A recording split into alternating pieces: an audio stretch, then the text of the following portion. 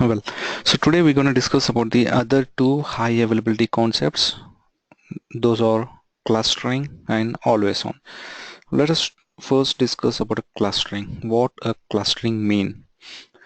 So clustering is nothing but the combination of two or more standalone servers. Can you hear me?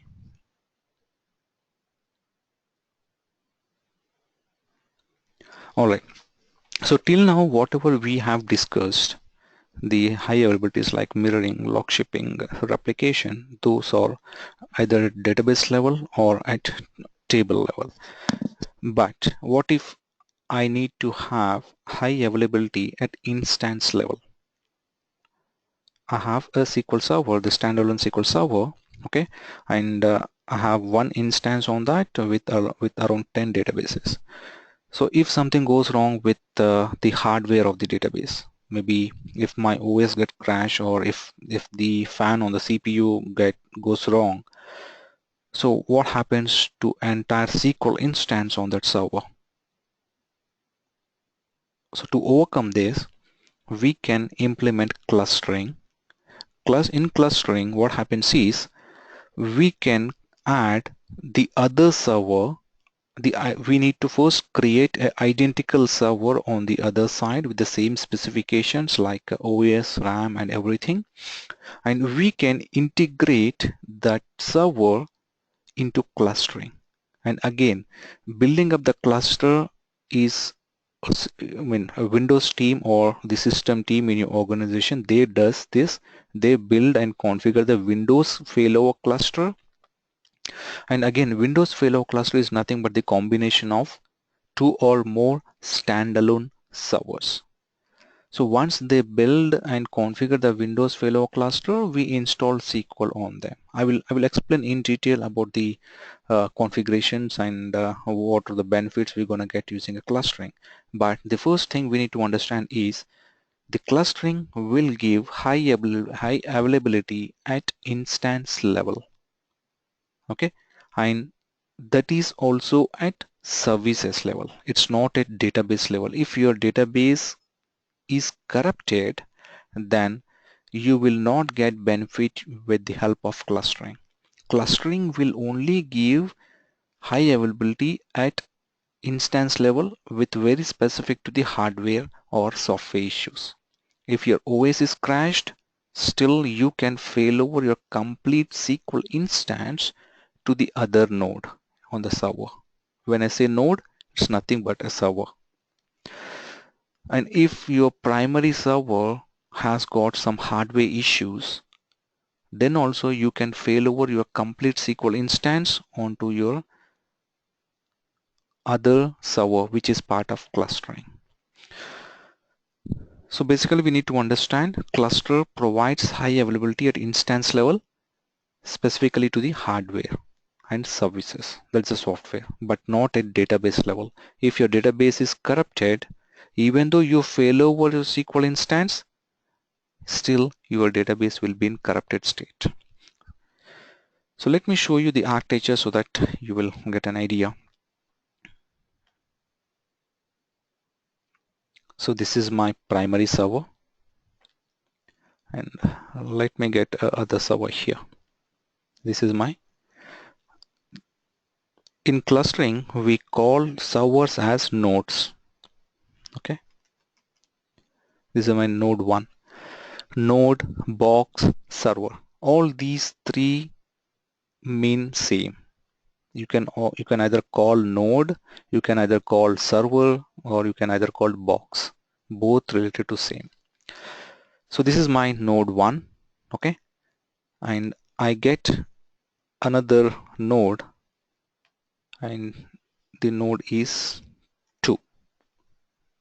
Okay, these are the two servers, and as of now this is my primary server and have my databases sitting on this instance.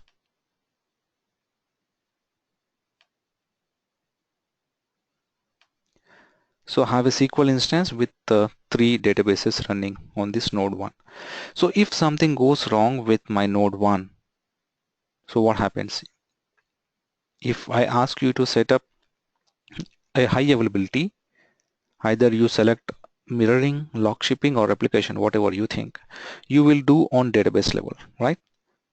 So if something goes wrong with your database, it will be failed over onto the other side. But if my hardware goes wrong, if the CPU on the server goes wrong, or if the OS get crash on this instance, how you want to make your SQL instance to get failed over onto the other side, the complete SQL instance. It doesn't matter how many SQL databases on it. So to overcome this, we need to have a Windows failover cluster.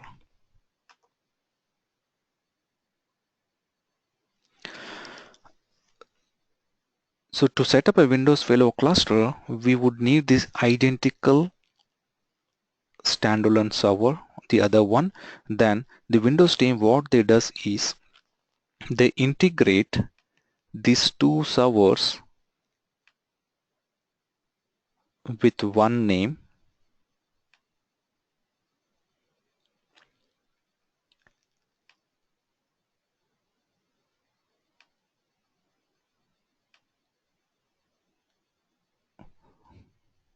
Okay, so this is a node 1 and this is a node 2, and when they integrate a cluster, that means it will be called with a single name. That's a cluster name.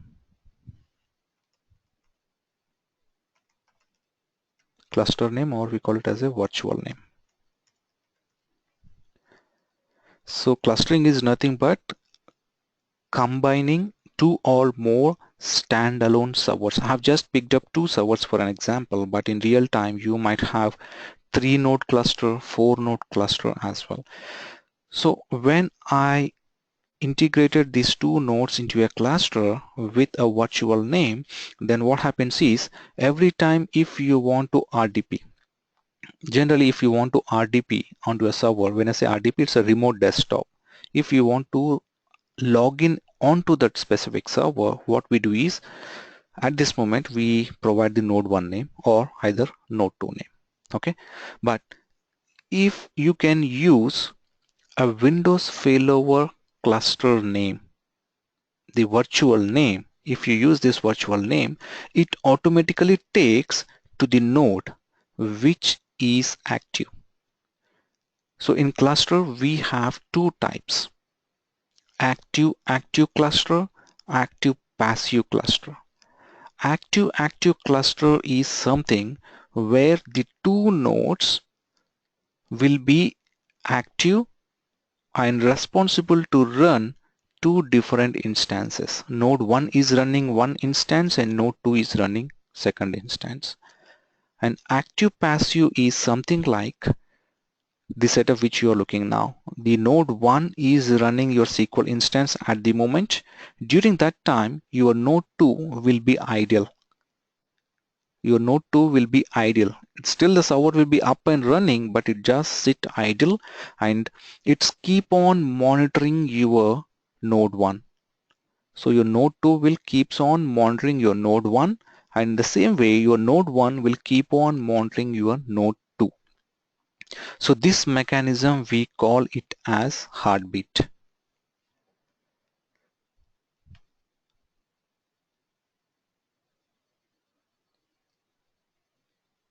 So there will be a heartbeat between these two nodes. So what it does is for every 60 seconds node 2 will ping node 1, and for every 60 seconds node 1 will try to ping node 2. It's just something like node 2 will go and check whether node 1 is up and running. If it is up and running, then node 2 will be idle. If node when node 2 issues a ping request to node 1, and if node 1 is not responding, unfortunately, then node 2 will make a decision that, oh, node 1 is down, it's not responding, so something wrong with the node 1. So it is the time now I have to take a responsibility and run the SQL instance on my server. So that way the complete SQL instance will be failed over onto this node. and this node will become active and the node 1 will become passive. So at any point of time, one node will be always passive, that is idle. It will just wait for an responsibility to take over. So in this, we have a common storage.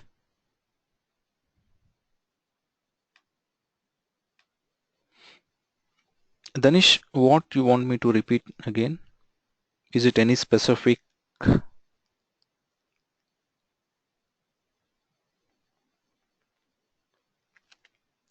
Okay, all right, the failure part. Sure, I will do that. So uh, the setup will be quite different here. The storage, if you look at the storage on your laptops, the drives, either the C, D, E, or whatever it may be, it's a physically attached, right?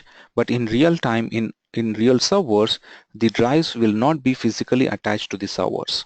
So the drives will be either a NAS or SAN, storage area network or network area storage. So it will be in a network and the storage will be pointed to a server, but nowhere the drives will be physically attached to servers. It doesn't happen in virtual and real servers. So coming to the SQL clustering here, we have a SAN.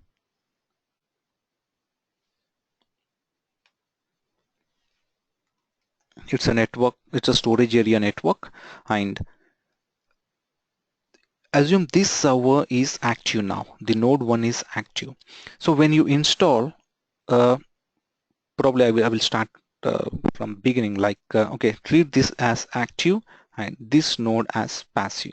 That means always this node will be taking the responsibility of running your SQL instance, and your node 2 will just be idle and wait for a failure.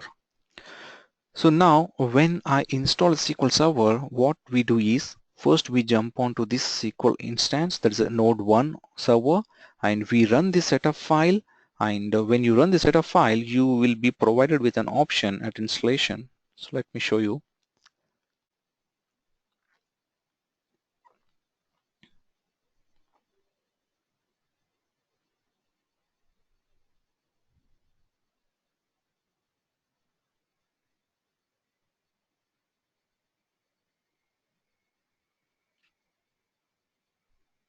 Okay, if you go on to left side installation, you can see the second option, new SQL Server Failover Cluster Installation.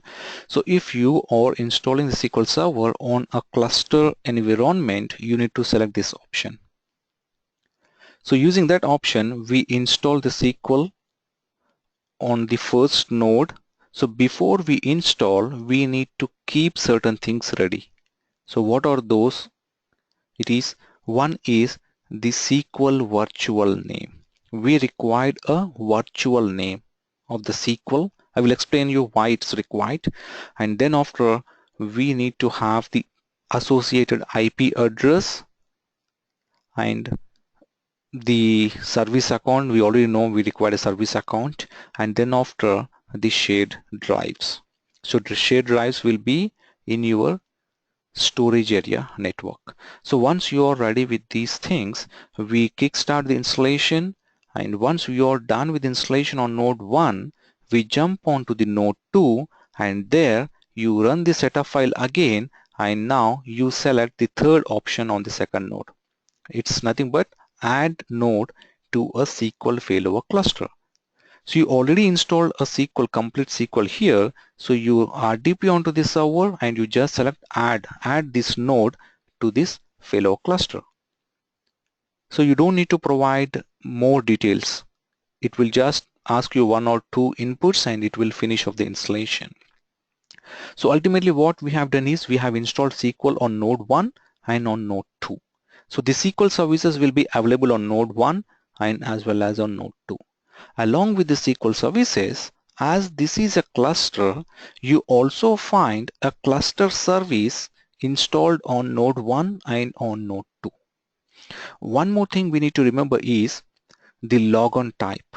If you go back to your SQL configuration manager, the logon type for SQL services, either it might be manual or automatic. So you can see the startup mode either is automatic or manual. For standalone servers, you can select automatic. Okay, that means whenever your server reboots, your SQL services automatically try to come online. But in cluster, those services should be manual. The SQL services should be set to manual. It is because the cluster service, whatever is available on these two nodes, those cluster services will be responsible to bring your SQL services online.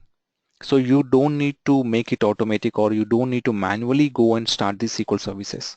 Whenever a failure happens, the cluster service will bring those SQL services online. So that's the responsibility of the cluster service. So please do remember, the SQL services should be kept manual in cluster environment.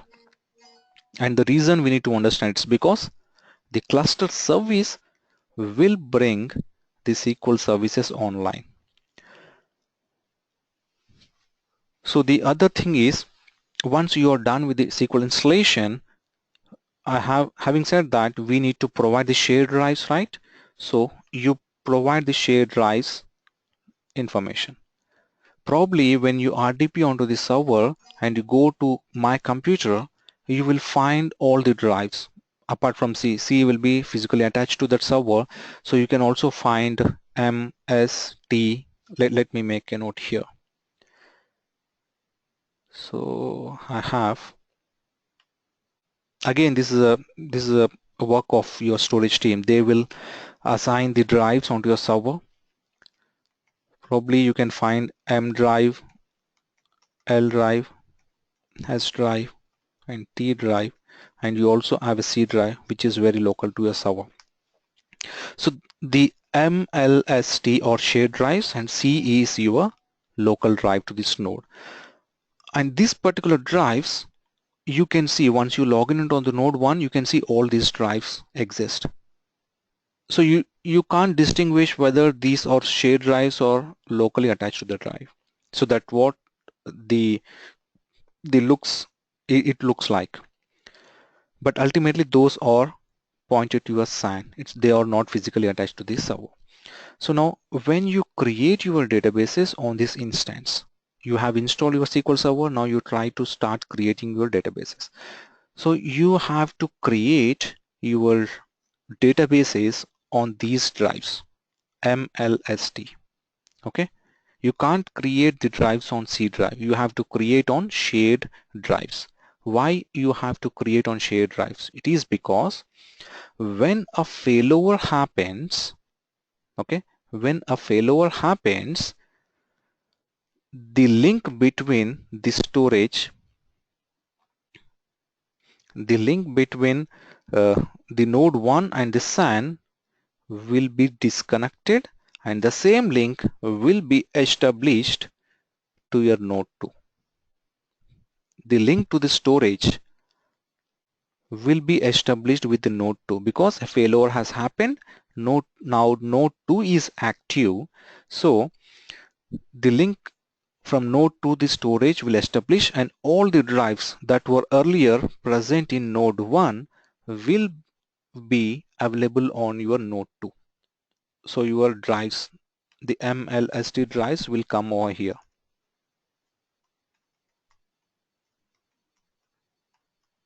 However, you have a C drive locally to the server. So the entire drives will, these 4 drives will get failed over onto the other side. So once a failover has happened, okay, now if you log in onto node 1, you only see C drive. The remaining MLST drives will not appear. It is because this node 1 is now passive. It got failed over, right? So this node 1 is now passive. So as soon as it went into passive, the connection to the storage got disconnected, and the node 2 is now active. That means the connection got established with the SAN, and all the MLST drives will be failed over onto this node, and your cluster service, which is running on this instance, will bring your SQL services online, and we have got all our databases on these drives, so your SQL databases and instance will come online and it work. From user perspective, in database mirroring or log shipping or replication, take an example of database mirroring. So we'll have a principal server and mirror server. So take an example that your databases are currently running in principal server. So users are connecting to your principal server. Now something went wrong and your database got failed over onto the mirrored server. Okay, so your mirrored server has become now principal and your principal server has now become mirror. So when users, all their upcoming connections still be pointing to your old principal, which is now a mirror, will get failed because the database will be in restoring mode. It doesn't allow any connections to it. Now we have to inform that application team saying that, oh, the database got failed over onto the mirror node. Now change your connection string pointing to that new mirror server, that is a new principal server. So they have to change the connection string all the time when a failover happens. It's the same thing either in mirroring, log shipping. But in clustering, it's not required. So that is what the use of SQL virtual name. So SQL virtual name is something given on top of this one. So here they will be giving a, we will be giving a SQL virtual name while we install a SQL server. So we give a SQL virtual name while installing the SQL server, and we provide this SQL virtual name to all the end users and application teams. We don't give the name of node 1 or name of node 2. We always give SQL virtual name, that is a SQL instance name. So whenever a failover happens, it doesn't matter for them. So as they are using a SQL virtual name in their connection string, it comes to here and your cluster will ensure to divert its connection to the node whichever is active. If my node is active at the moment, so all the connections will come to the node 1. And if my node 2 is active, then all the connections will automatically divert to node 2. So from user perspective, he is not aware whether the SQL instance is running on node 1 or on node 2. He still thinks that, okay, this is the SQL instance, this is a server. He don't even know that it's a cluster or a standalone until we go and tell him. So the benefits of this clustering is, having said that, the hardware issue or the software issue with the node 1, you can fail over the SQL instance onto the node 2. And still the users, they don't need to change any connection strings, and probably the failover will only take seconds. The maximum of 3 seconds, that's the maximum. So imagine if you have 100 database on the instance, those 100 database will quickly fail over within a second onto your server, the second node. So we are talking about a heartbeat here. So we need to go into in-depth about this heartbeat. Having said that, for every 60 seconds, your node 2 will try to ping your node 1. And if it gets a response, if it gets a successful response, then your node 2 will acknowledge that, okay, node 1 is up and running and it is taking care of your SQL, so nothing to do. And the same thing, your node 1 will ping your node 2 and check whether my partner node is up and running. If something goes wrong with me, is my partner node available immediately?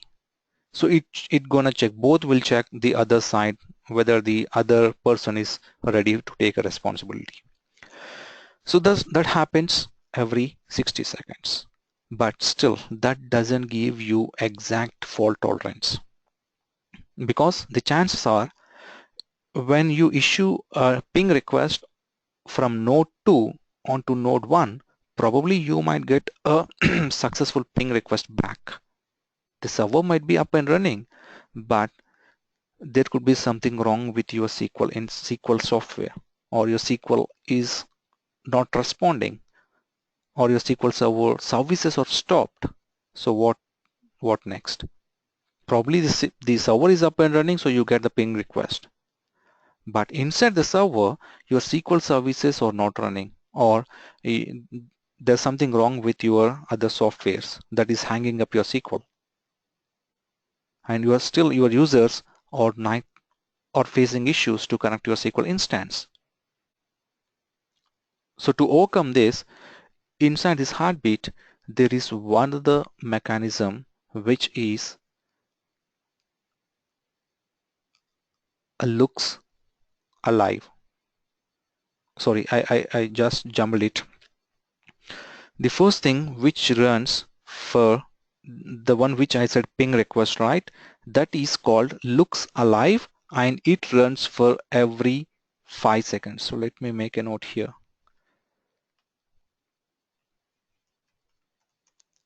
Looks alive, what it does is it does ping every 5 seconds. Okay, every 5 seconds it does a ping to each other. And having said that, ping request might get succeeded, but internally SQL might not be responding properly. So that time there's a one more mechanism which internally works is alive. And what this is alive does is from node 2 it goes to the node 1, connects to the SQL instance, and issue a command called select @ server name. Just a basic command to ensure whether your SQL is responding or not, or whether your SQL is allowing a connection or not. So to further confirm it is alive, it runs for every 60 seconds and it issues a command called select @ server name.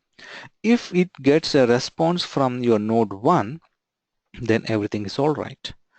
If your ping request gets succeeded, but the is alive select @ server name is getting failed, for the first time it will try to issue again after 5 seconds. So it waits for 3 failures.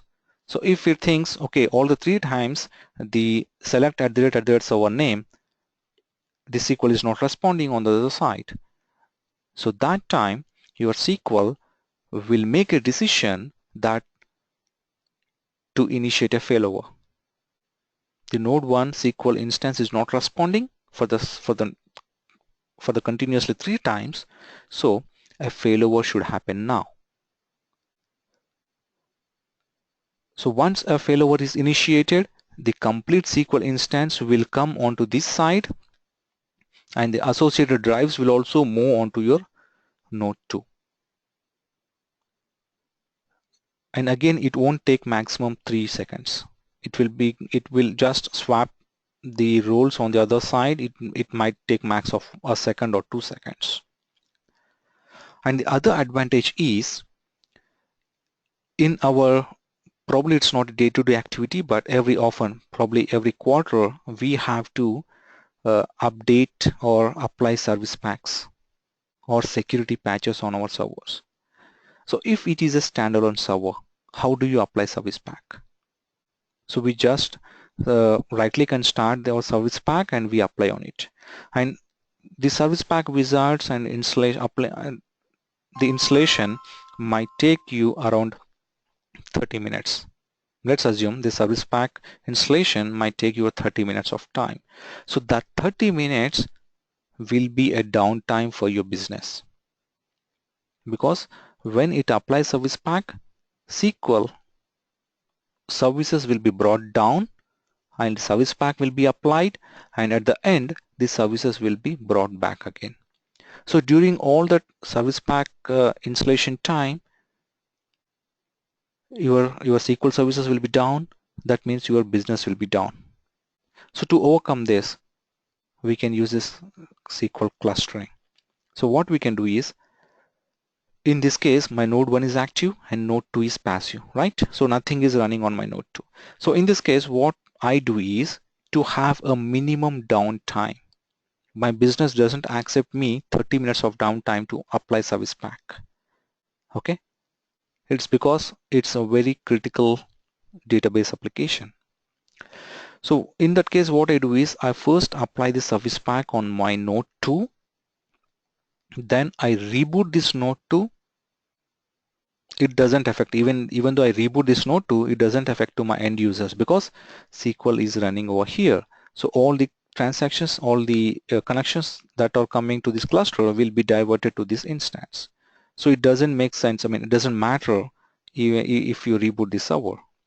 So once I apply the service pack and reboot the server, and when the server comes back online and joins this cluster, I go back to my node 1 and I manually failover the SQL instance onto node 2.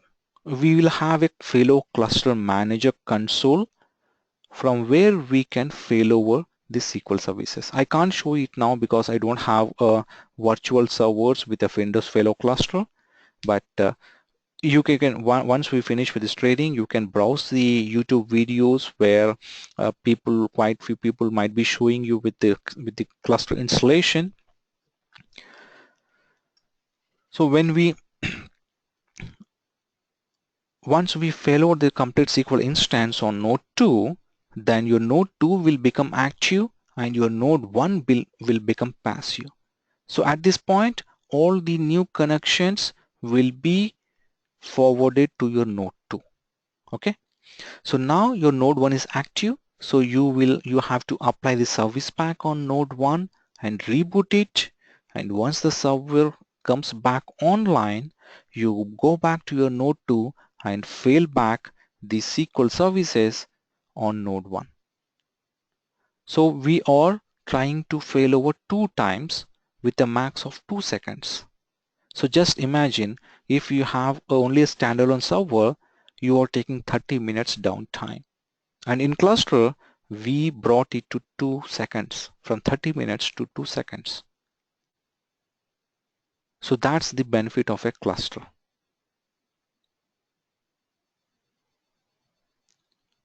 So is it clear? Probably it might give you some confusion, but having said that, once you're done with this training session, probably I suggest you to go back and browse some videos. Yeah, Venkat, that's what I'm saying, how to fail the cluster. We will have a failure cluster console. I can't show it here because I don't have a setup of that. We will have a failure cluster console where we'll be provided. We just need to select the SQL services over there, and just we need to right click and select failover. That's what we usually do, but it really makes sense if you look at that one. So that's the reason I'm suggesting to you to browse the videos.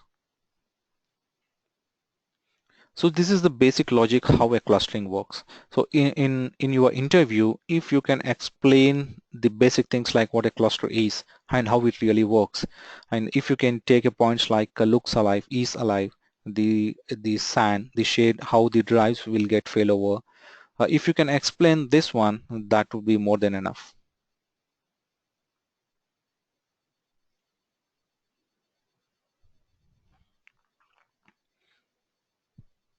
So any questions regarding this clustering?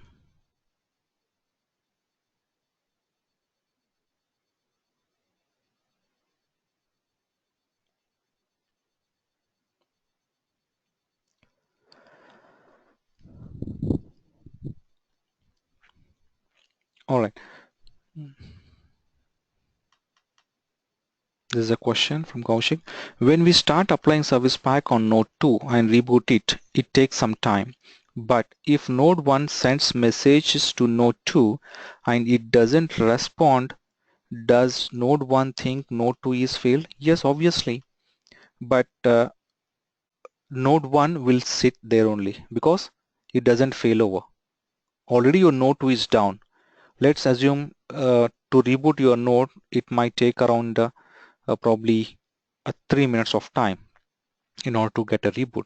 So during the 3 minutes of time, your node 1 will try to ping your node 2 and it will get a response that, okay, your node 1 is down.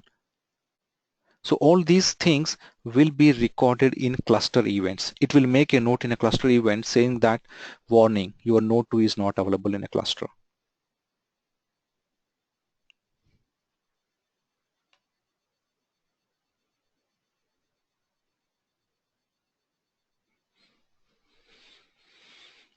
If this is clear, we jump on to the always on topic.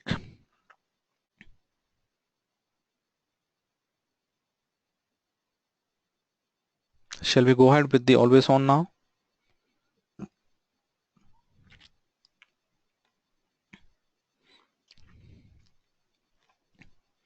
All right.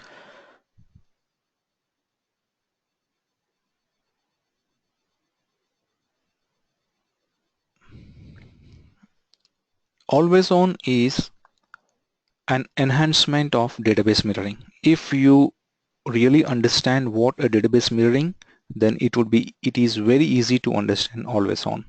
The enhancements of mirroring is called as a always on. I think I already raised this point that starting from 2016, you don't find database mirroring. The database mirroring has been the database mirroring will be removed starting from 2016. In place of database mirroring, Microsoft has introduced always on from 2012. So if you remember the good things like the benefits from database mirroring, that is, we have automatic failover, right?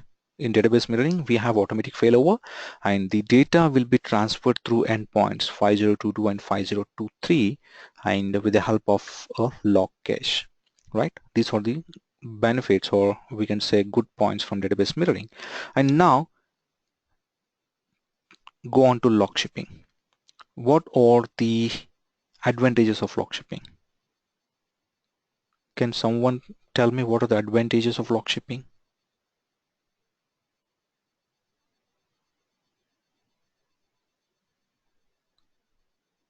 What did you notice, I mean, a difference in log shipping when compared to database mirroring?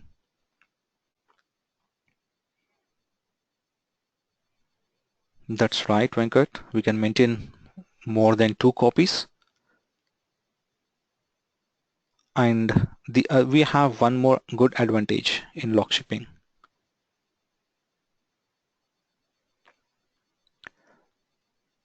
In mirroring, what is the state of your mirrored database?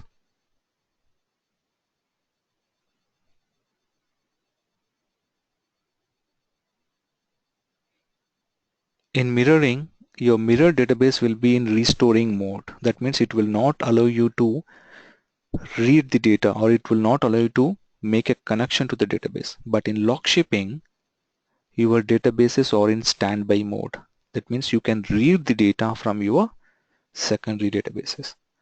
So the good points from log shipping is multiple secondaries and readable secondaries.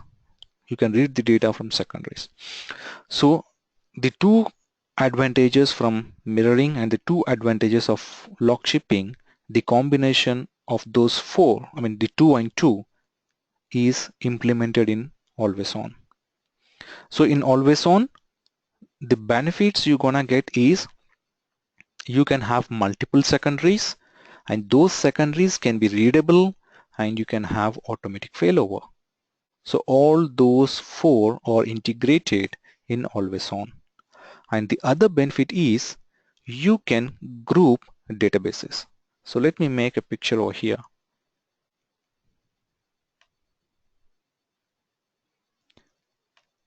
And I can say it does have a feature from a clustering as well. So always on is a combination of mirroring, log shipping, and clustering. All the advantages from these three were picked up and added to always on. So I will make a note here. One is multiple secondaries and secondaries in readable, and third is automatic failover. This automatic failover with the help of cluster feature. But the clustering which we talked just before is slightly different the clustering we will be talking now. There's a slight difference. Just before, the clustering which I said is a complete Windows failover cluster. But in always on, we just need a feature to be enabled. A cluster feature need to be enabled. We don't need a complete cluster setup here. We just need to have a Windows failover cluster feature need to be enabled, and we don't need a shared storage. In Windows failover cluster, the one which we just talked about, it got a shared storage, right? That shared storage is not required in always on. Each individual server will have its own storage. So I will pick up 3 nodes that make sense. Okay, so this is my node 1. So I make it inside node 1, and this is node 2, and this is node 3. So I have got 3 nodes here, and in node 1 I have multiple databases.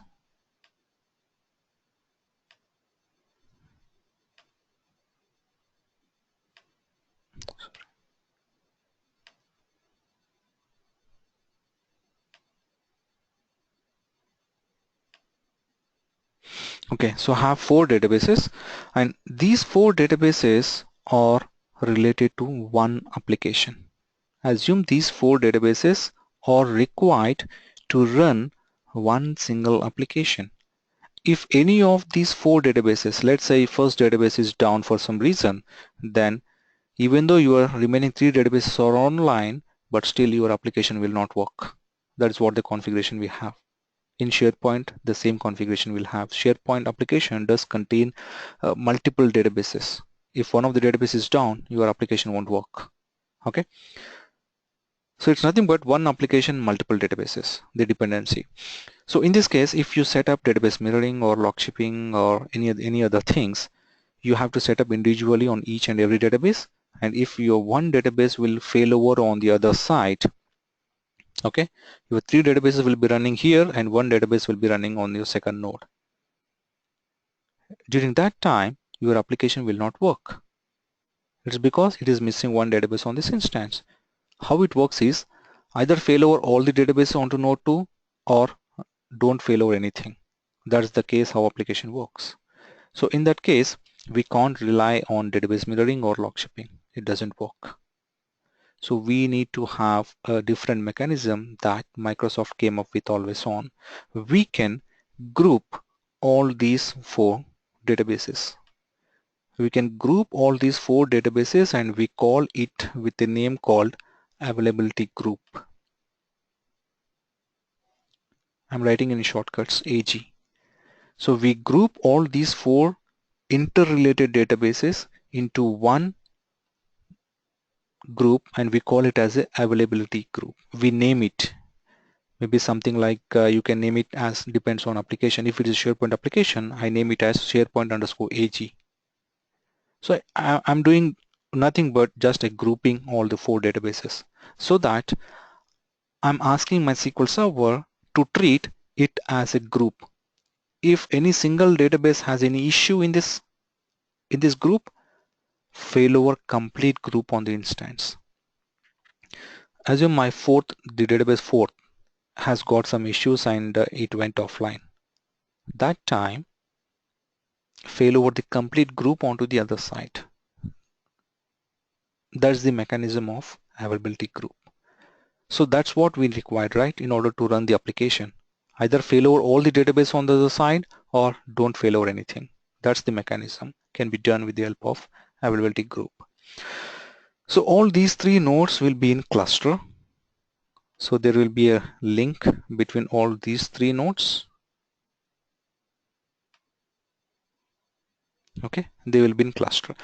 Now I'm giving some very advanced configuration here. Assume my node 1 is in US. and node 2 I still keep it in US, and node 3 I keep it in Europe. It's because the first two nodes I keep in same data center to get high availability. If my node 1 goes down, automatically all the availability group databases, whatever it may be inside the group, how many it may be, will be failed over onto node 2. Okay, that's an high availability. And the third node, I'm keeping this third node in a different geographical location in order to meet a disaster recovery. When I say disaster recovery, that means you can see the first two nodes are located in same data center. Okay, so if there is an issue with the hardware of first node, the databases will fail over onto node 2. But if there is an issue with the complete data center, assume there's a power outage to a data center or the water flooded into a data center, then these two nodes will be down. Then you will have a third node which is sitting in Europe, will pick up the databases and it will work. So that's the main intention to have always on.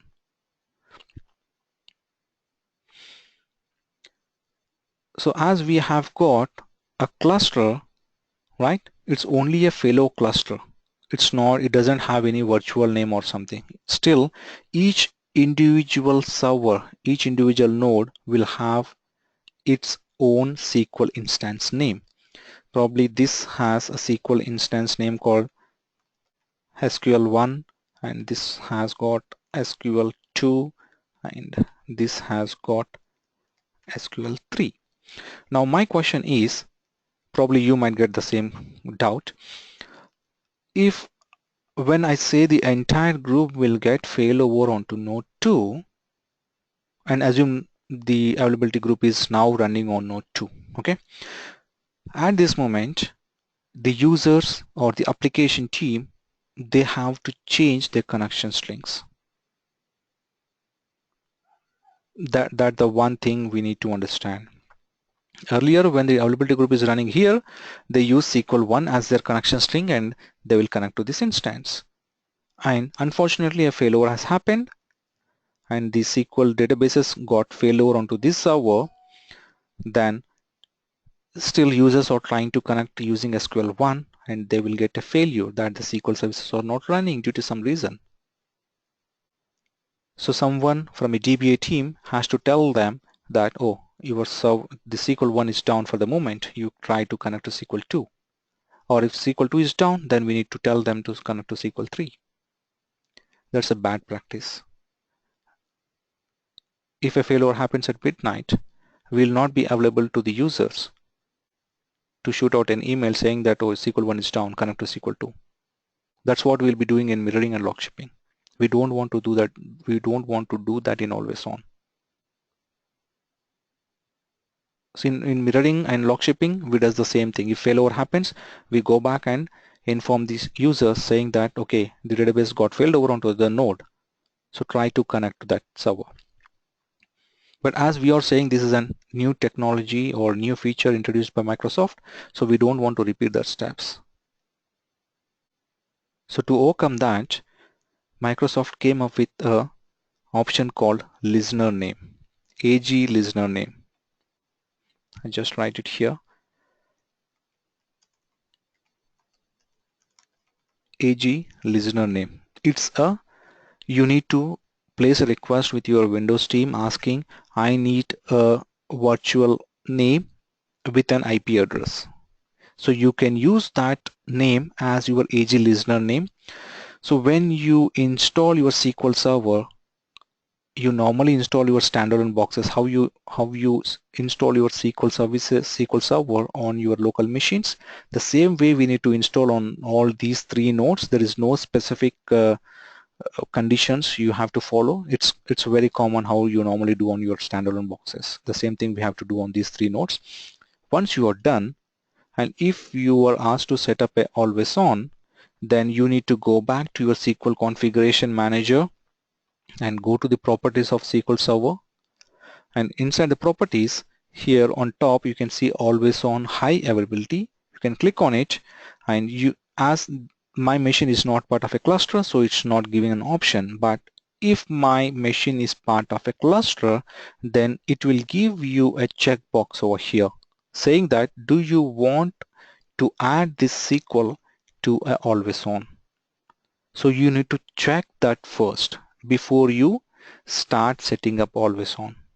That's a very important point. When you are asked in interview, how do you configure always on? Then the first thing what you have to tell you is the node should be in cluster. Then after you have to enable the failover feature in configuration manager on service properties, and then you try to take a full and log backup of this database and restore onto SQL 2 server and SQL 3 server with no recovery. I repeat, with no recovery. As we have done in database mirroring, the same way we have to take a full and long backup of the database on node 1 and restore on node 2 and node 3 with no recovery. And then we set up always on. You need to go to your SQL instance. Probably I need to start.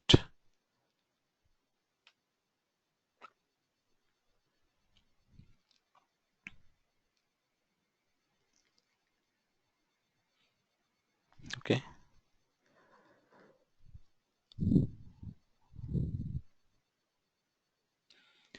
So once you connect to a SQL instance, you can see always on high availability. You need to expand this always on high availability. It doesn't work for me because always on feature must be enabled. Having just shown you just before, we need to enable the always on feature on SQL service properties. So once you enable that, then only it will give you the underlying options here. So I will try to find out a YouTube video, a good YouTube video, and I will try to share it with you. But in the meantime, uh, please search at your side how to configure always on, because I can't show you and I can't make you imagine how a wizard looks like. So the advantages I'm gonna definitely explain you. So the advantages are something like the overall architecture, it's works same how we discussed in database mirroring. The application team, if they do any changes onto your database, the log cache, the log block will be completely be pushed onto your node 2 and node 3, and then it will apply on node 1. And the other thing is the availability modes which we discussed in database mirroring: synchronous commit and asynchronous commit. So in this type of setup, when you have 3 nodes and first 2 nodes in same data center and third node in different data center. So in this setup, between these 2 nodes which are in same data center, the data access or the data transfer will be fast, right? These 2 servers I have just kept adjacent to each other in same data center. So the data will transfer very quick because they are in same data center, they are same in network. So I can set it up as a synchronous commit. I can set it up synchronous commit between node 1 and node 2. So when you set up synchronous commit, you will be provided an option for automatic failover. So I have got automatic failover between node 1 and node 2 by setting a synchronous commit. So when a failover happens on node 1 at any midnight or any weekend or any holiday, your SQL itself take care of it. It will fail over the database group onto your node 2 because we have set it up automatic failover with synchronous commit. And it works the same way. When we set up synchronous commit, the data will be first pushed onto your node 2, and your node 2 will commit the transactions and it will send an acknowledgement back to node 1 saying that I am done. Then only your node 1 will commit and send back results to the user. So that's what happens from node 1 to node 2. But coming to node 3 now. As my node 3 is located in a different geographical location, I can't make it as a synchronous commit. It is because if I make it as a synchronous commit, then what all the transactions that are coming onto this instance, this node 1 has to send a log block to this node 3, as it is located in a different geographical location, it gonna take a long time, and the node 3 will execute it, and it has to send an acknowledgement back to node 1, and again it will take a long time. So that entire time user has to wait and look at the results. So we don't want to get a huge latency. So that's the reason we always try to keep synchronous commit between the two nodes that are very close to each other, and the third node, which is a bit far, we configure it with asynchronous commit. So when I say asynchronous commit, there is no point of automatic failover. So the automatic failover is only possible from node 1 to node 2 and node 2 to node 1. But automatic failover will not occur on node 3 because node 3 is set as asynchronous commit. And in this example, if my node 1 and node 2 both goes down, you have to manually fail over the database on node 3. Yes, obviously that's the meaning of a DR. Disaster recovery is something where you have to accept data loss.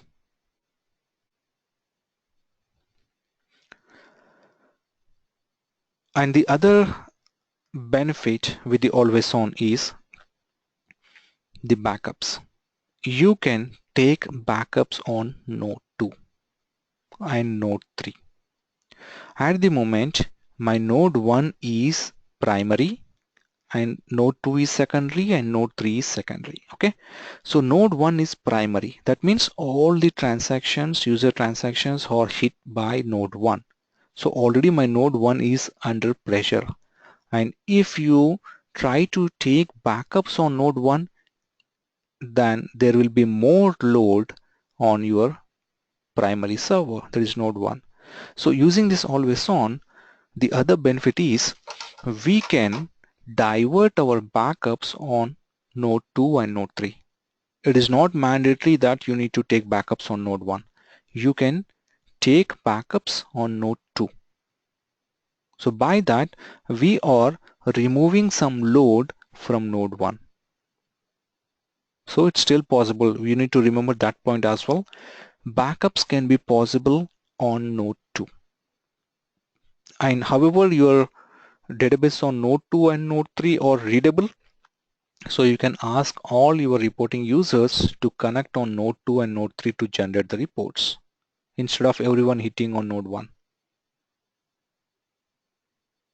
So these are the benefits with the help by configuring the always on.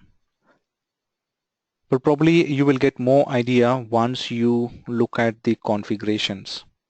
But the overall architecture, how it works, is the same, which I explained it now. So if you are able to understand the logic, how it works, and why the always on is being used, and what are the benefits we're gonna get, that would be more than enough.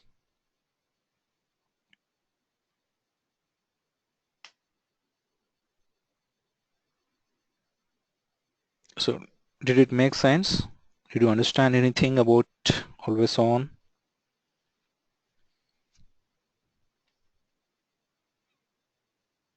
For the interview purpose, basically you need to be in a position to explain it the same way which I'm showing here. You can start explaining to interviewer, saying that okay, assume that I have got 3 nodes and first 2 nodes are sitting in US and third node is in Europe. Then after you can get an immediate question from the interviewer saying that okay, why the third node in Europe? Then you can explain it that the third node is for disaster recovery. Then you can explain the configuration, like okay, the first 2 nodes in US I set it up as a synchronous commit with automatic failover, and the third node in Europe I set it up with asynchronous commit with manual failover. And the benefits of the always on is the secondary replicas will be readable. So I ask all my reporting users to connect to the secondary databases and generate the reports, and I can even take backups on my node 2 and node 3 instead of node 1. And again, it's an automatic failover I have got here. And the other benefit is you can failover a group of databases at once. And the other benefit is a listener name. Users, they don't need to change the connection strings when a failover happens. It doesn't matter for them whether the databases are running on SQL 1 or SQL 2 or SQL 3. It doesn't matter. They always use a listener name. You will provide a listener name to them and they will use all the time.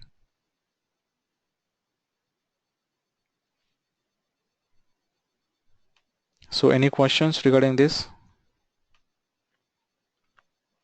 I will try to find out YouTube videos on that. In the meantime, you can search, and if you feel that if you find any good YouTube videos, you can share across to me, and I will cascade that to the remaining people in this group. But one thing I would like to tell you is always on is a new feature, so everyone is looking for that. For interview purpose, if you look at the job description, always on will be a must. So you should be at least in a position to explain what is the benefits and why you go for always on. So that should be good.